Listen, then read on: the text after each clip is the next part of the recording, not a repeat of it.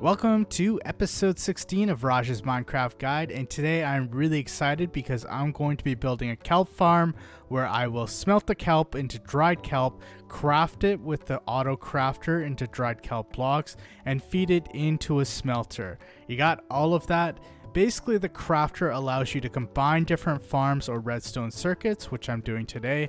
Plus, it makes dried kelp a great fuel to use for the smelter, which it wasn't before. The first thing I had to do this episode was restore the durability on my tools, so I grabbed some melon and pumpkin and did some villager trading for that sweet XP.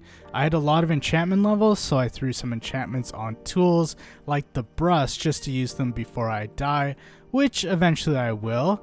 After that, I was going to my creeper farm to get some gunpowder to craft some firework rockets. Next was a big end run, or is it an end bust? How about just an end go around? Anyways, 2 episodes ago I had a big mishap where I destroyed most of my shulker boxes. I wanted to do one big end run where I get as many shulker boxes and elytra so I don't have to go back to the end maybe ever again. Usually when I do this, I'm all over the place and sort of go in an end city, get bored and don't finish it. This time I was trying to be meticulous. I worked from the top down, went through every part of the end city using my arrow. And here is the final loot. I got 7 elytra and a lot of diamond armor. The big part of this was I got 2 stacks of shulker shells, so that is about 64 shulker boxes. That will make doing projects easier and moving items around. At this point, I thought it would be fun to try something to break things up before I get to the auto-smelter, and that would be where do my buried treasure maps lead. I did find the buried treasure chest, although it was in water. I got a heart of the sea if I ever want to use that, and some ingots and other items. Apparently 2 of my buried treasure maps were for the exact same buried treasure. I didn't know that was possible. All of this only took about 5 seconds, so that really didn't kill any time at all. I was still trying to waste some time, so I thought, why not excavate a trial ruins, which I've never done before? Hey, why not do that? I did find this trail ruins a while ago when I was looking for a lush cave and accidentally hit it. Usually trail ruins are found in the old growth biomes, ones with taller trees. I'm going to keep track of all the loot as I'm very curious what I get. I know this is the best spot for armor trims as it has 4 different armor trims.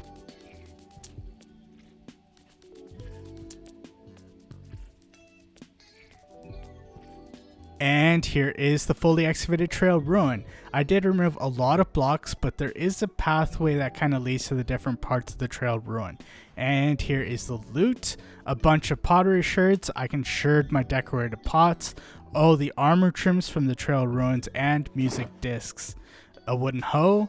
There's just a lot of random items and blocks. It was fun to excavate the trail ruins. You don't get attacked by mobs and can just take your time. Definitely would give it 2 pinkies up. And on to the main event.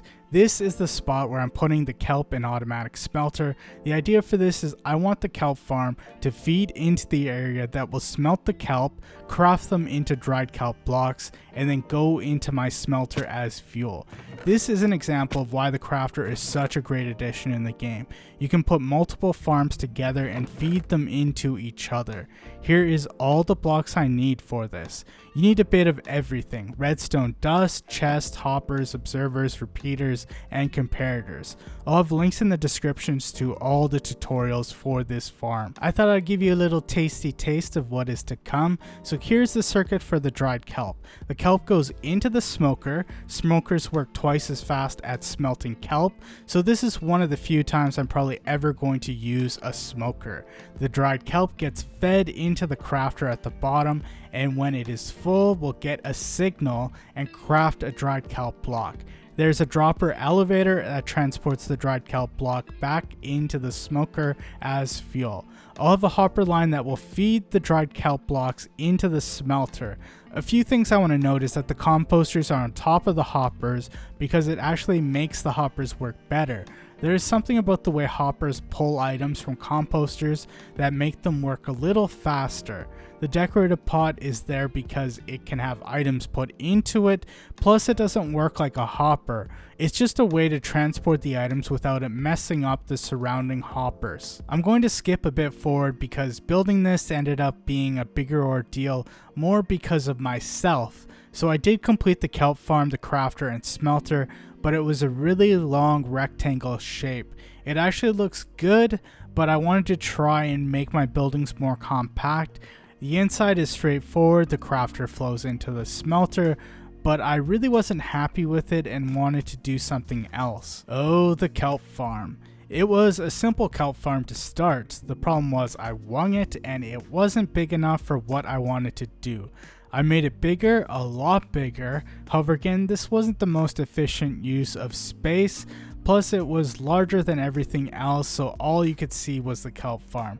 The final iteration of the kelp farm, I actually looked up a proper kelp farm. I could have done that from the start and dug it into the ground.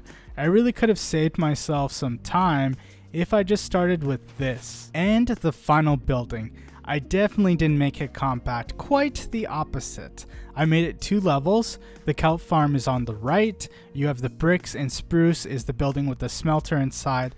On top of that is different pink blocks, is the crafter dried kelp block part. The very left is the white blocks, and spruce blocks is the stairs to get to the second level.